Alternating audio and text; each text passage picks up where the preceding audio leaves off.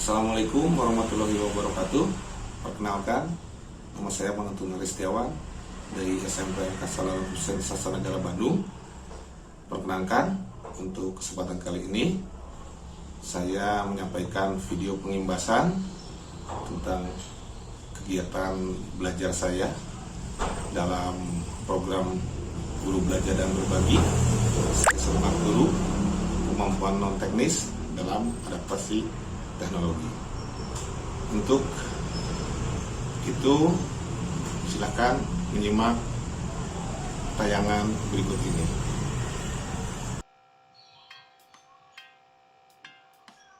Untuk dapat mengikuti program Guru Belajar dan Berbagi seri Semangat Guru Kemampuan Non Teknis dalam Adaptasi Teknologi ini, Bapak Ibu bisa masuk ke portal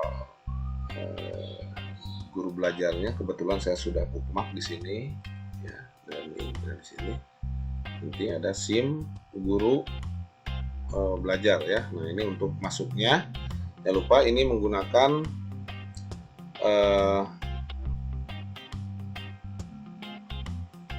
alamat akun dari kayak kita ya, ini kemudian kita masukkan passwordnya, kita masuk. Di sini nanti kita akan masuk SIM guru belajar di sini. Kemudian kita di atas ini ada menu di sini. Nah, kita klik menu ayo belajar, guru belajar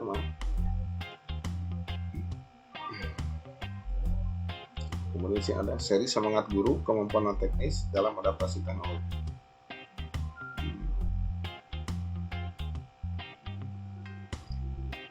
Kemudian kita buka dan kita mulai belajar.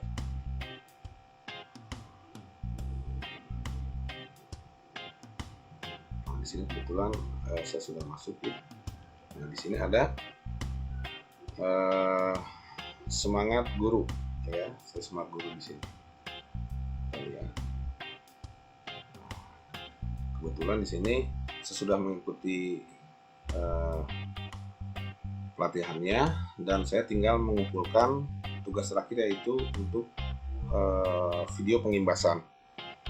Ibu, ke depan kita akan bahas apa saja materi yang terdapat dalam program ini. Jika Bapak Ibu baru mengikuti, nanti di sini ada pilihan untuk mengikuti mulai belajar gitu ya, tinggal klik mulai belajar lalu dipilih jadwalnya kapan. Jadi seperti itu Bapak Ibu, untuk bisa mengikuti program Guru Belajar dan Berbagi seri Semangat Guru Kemampuan Non Teknis dalam Adaptasi Teknologi.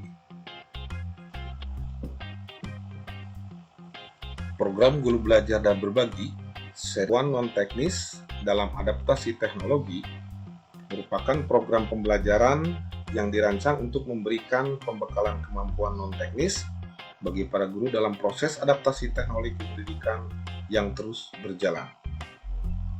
Seri pembelajaran ini memuat 6 materi pelajaran yang terdiri dari resilience, tangguh dan teknologi, critical thinking, berpikir kritis dan teknologi, creativity, konten dan teknik penceritaan. Yang keempat, communication atau komunikasi efektif. Yang kelima, empower teacher, penerapan kelas campuran. Dan materi terakhir adalah collaboration atau kolaborasi dan dampak. Alur pembelajaran yang harus diikuti oleh seluruh peserta adalah sama dalam setiap materi pelajarannya, yaitu menyelesaikan tes prapenilaian, kemudian belajar dan menyimak pemaparan dari para trainer, selanjutnya mengerjakan penilaian tengah dan tugas untuk belajar mandiri seperti membuat video dengan teknik penceritaan, membuat video sapaan untuk mengawali pembelajaran daring, serta membuat RPP yang memuat unsur 4C dan pembelajaran kelas campuran. Selanjutnya setelah itu mengerjakan kuis untuk penilaian akhir. Minimal harus mendapatkan skor 70. Yang kelima, mengerjakan alur yang sama untuk pelajaran berikutnya sampai tuntas 6 pelajaran. Dan yang terakhir, membuat dan mengupload video pengimbasan. Pelajaran yang terdapat dalam program Guru Belajar dan Berbagi, seri Semangat Guru Kemampuan Non-Teknis dalam Adaptasi Teknologi ini terdiri dari 6 pelajaran. Yang pertama adalah resiliensi, yang berisi tentang tangguh dan teknologi. Pelajaran ini akan membantu kita untuk belajar tentang bagaimana keterampilan pedagogi dan keterampilan teknologi yang kita miliki dapat lebih berkembang untuk menciptakan proses pembelajaran yang bermakna, menarik, serta tercapainya tujuan pembelajaran melalui rangkaian proses pembelajaran yang berdaya dan memberdayakan. Resiliensi adalah kemampuan seseorang untuk bangkit setiap kali ia mengalami desakan mundur atau bahkan kegagalan.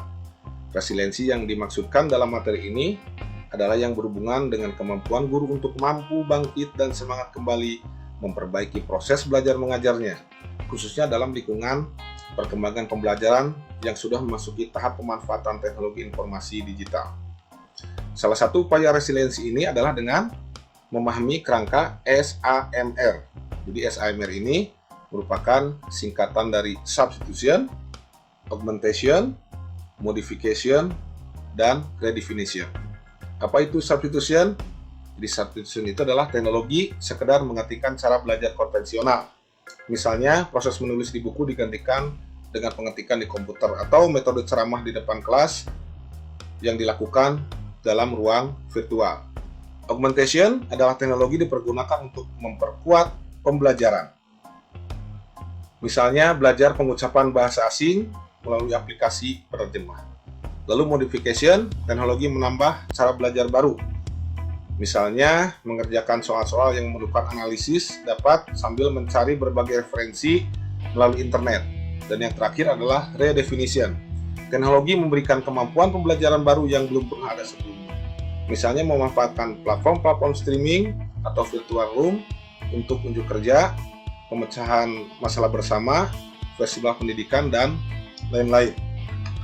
Jadi SAMR ini mengilustrasikan tingkat kematangan seseorang dalam memanfaatkan teknologi dalam pembelajaran, sehingga dapat menjadi reflektor bagi seorang guru dalam memanfaatkan teknologi untuk pencapaian proses dan hasil pembelajaran.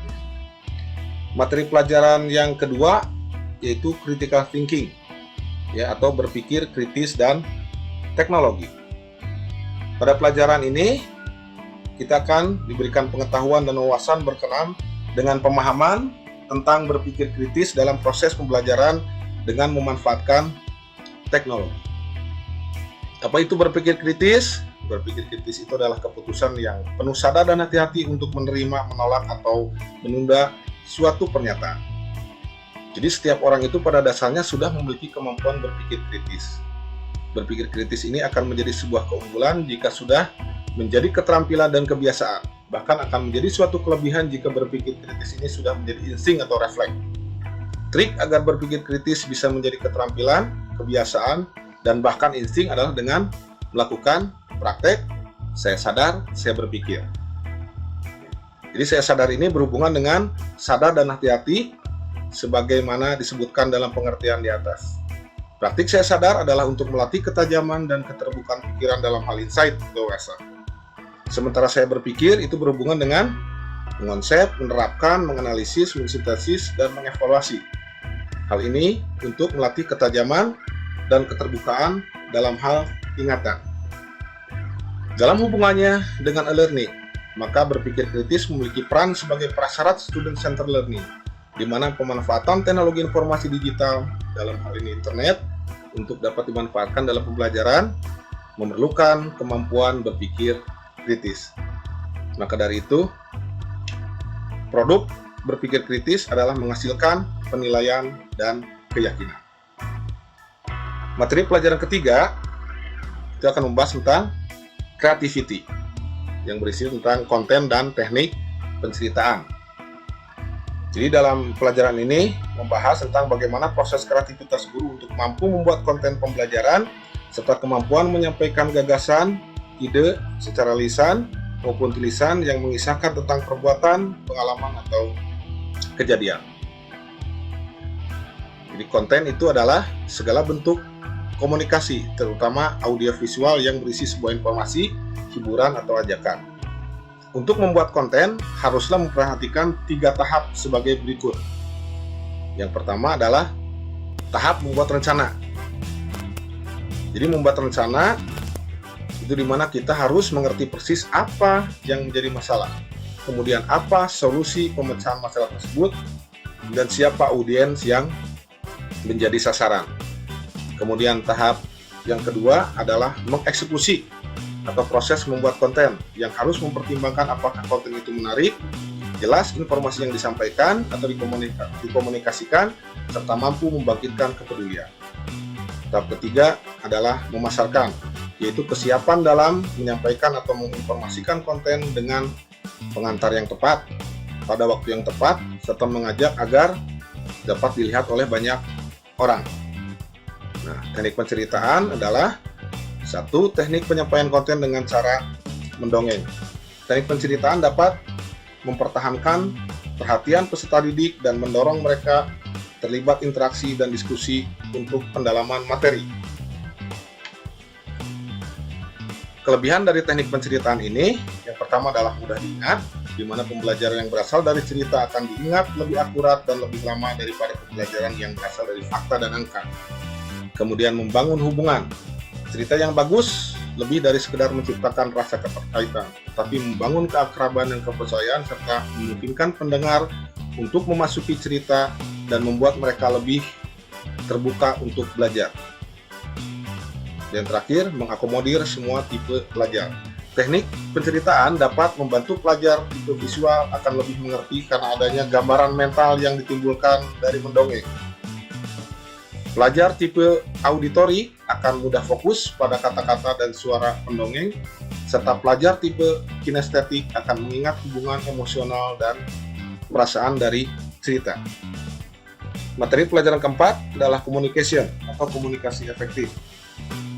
Pelajaran keempat ini memberikan pengetahuan dan wawasan tentang bagaimana mengelola komunikasi efektif yang dapat bahkan diperlukan dalam pembelajaran, sehingga tercipta situasi dan kondisi pembelajaran yang menarik, menyenangkan, saling menghargai, dan memahami, khususnya dalam e-learning. Jadi komunikasi efektif ini adalah proses pertukaran ide, pemikiran, pengetahuan, dan informasi yang disajikan dengan cara yang paling efektif dipahami oleh penerima, sehingga tujuan atau niat dapat terpenuhi dengan sebaik mungkin. Komunikasi efektif dalam kegiatan pembelajaran itu adalah kemampuan berkomunikasi yang interaktif, saling berempati, mendengarkan, berbicara, dan keterampilan berdialog untuk membangun hubungan yang kuat dengan semua pihak yang terlibat ataupun berkaitan dengan proses pembelajaran. Dan di sini kemampuan berkomunikasi secara efektif ini harus dilakukan dengan sebuah kesadaran terhadap tujuan yang ingin dicapai secara bertahap, sekaligus melatih diri supaya kemampuan untuk berkomunikasi akan terus berkembang. Lalu komunikasi dan teknologi. Jadi dalam bahasan komunikasi dan teknologi ini, perkembangan teknologi yang menghasilkan produk dan medium komunikasi akan efektif digunakan jika kemampuan non-teknis dalam diri terus dikembangkan sesuai perubahan kemajuan zaman. Pembelajaran online adalah perubahan pola pembelajaran yang memanfaatkan kemampuan teknologi komunikasi, baik dari alat komunikasi maupun media komunikasinya, yang memberikan suasana dan kondisi yang berbeda dengan pembelajaran tatap muka langsung di kelas atau pembelajaran konvensional.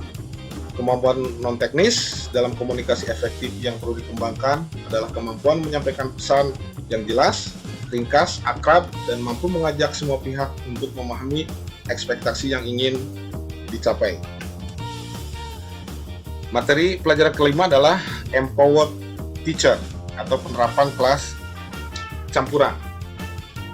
Pelajaran kelima ini membahas tentang kelas campuran yang menerapkan pembelajaran campuran atau blended learning untuk dapat diterapkan sebagai upaya dalam mencapai pengalaman belajar yang optimal. Nah, yang dimaksud dengan kelas campuran di sini adalah kelas yang menerapkan pembelajaran campuran sehingga peserta didik mendapat pengalaman belajar yang optimal. Jadi, dalam kelas campuran ini akan berhubungan dengan blended learning yang memiliki eh, 4 ciri ya sebagai berikut. Jadi blended learning atau pembelajaran campuran itu, ciri yang pertama adalah adanya pembelajaran sinkron, yaitu pembelajaran yang menghadirkan guru dan peserta didik pada waktu yang bersamaan, sehingga memungkinkan interaksi secara langsung, di mana metode yang disarankan dalam pembelajaran sinkron ini adalah praktek, diskusi, refleksi bersama, dan umpan balik. Kemudian, ciri yang kedua adalah pembelajaran asinkron, yaitu pembelajaran yang memungkinkan peserta didik belajar tanpa butuh kehadiran guru pada waktu bersamaan, sehingga mereka bisa mengatur waktu, tempat, alur, dan tempo belajar. Metode yang disarankan antara lain penguasaan materi, tugas kontekstual, tugas kelompok, dan refleksi personal. Ciri yang ketiga adalah terintegrasi. Jadi terintegrasi di sini artinya bahwa semua modalitas dalam mata pelajaran yang dilakukan secara sinkron dan juga asinkron haruslah dalam satu kesatuan materi dan tujuan pembelajaran. Yang keempat adalah merdeka belajar. Yang dimaksud dengan merdeka belajar ini adalah mampu mendorong pelajar untuk merdeka belajar. Ya, di mana peserta didik mampu berkomitmen pada tujuan pembelajarannya, kemudian mandiri dalam proses belajarnya, serta reflektif terhadap hasil belajarnya.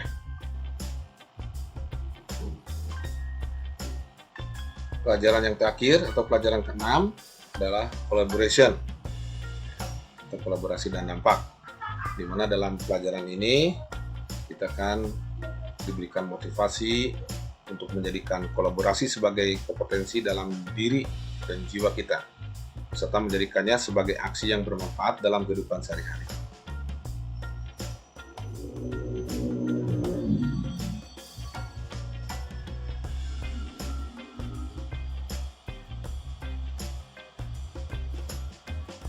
Pelajaran yang terakhir atau pelajaran ke-6 adalah collaboration, kolaborasi dan dampak. Di dalam pelajaran terakhir ini memberikan motivasi untuk menjadikan kolaborasi sebagai kompetensi dalam diri dan jiwa kita, serta menjadikannya sebagai aksi yang bermanfaat dalam kehidupan sehari-hari. Pelajaran ini memberikan pula pengetahuan tentang kolaborasi sebagai salah satu metode pembelajaran yang berorientasi pada peserta didik. Jadi kolaborasi itu adalah proses semua anggota dalam suatu kelompok yang mampu mengatasi masalah bersama dengan melakukan upaya-upaya yang terkoordinasi. Kolaborasi bermakna bahwa seluruh anggota kelompok melebur dalam menyelesaikan pekerjaan bersama, atau dalam istilah sehari-hari kita menyebutnya dengan istilah gotong royong. Terdapat 3 ranah kolaborasi yang perlu diketahui.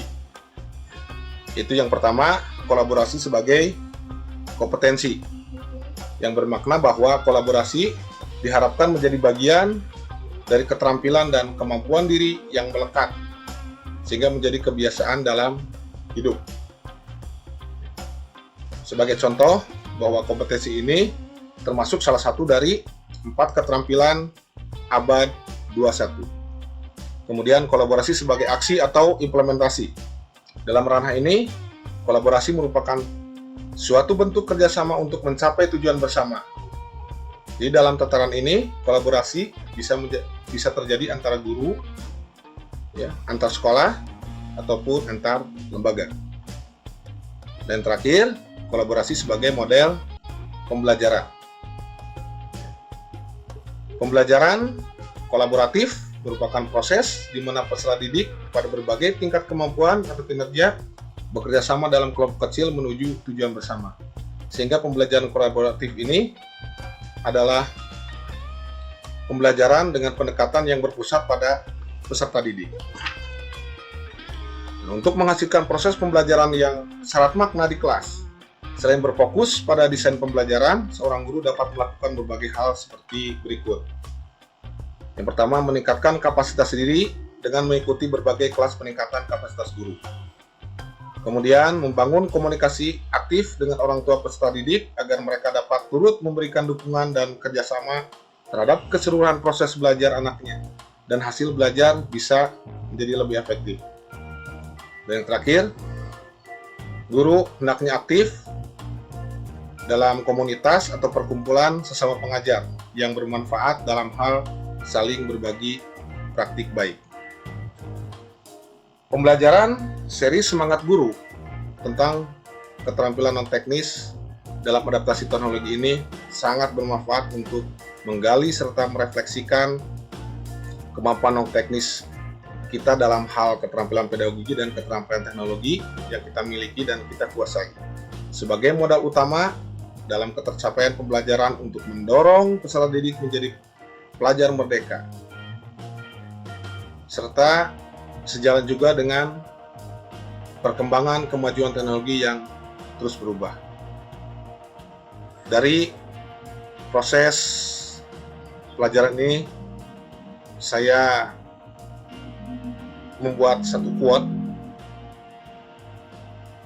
yaitu adaptif adalah pilihan terbaik dalam menjalani perubahan. Terima kasih telah menyimak video pembahasan ini. Semoga bermanfaat.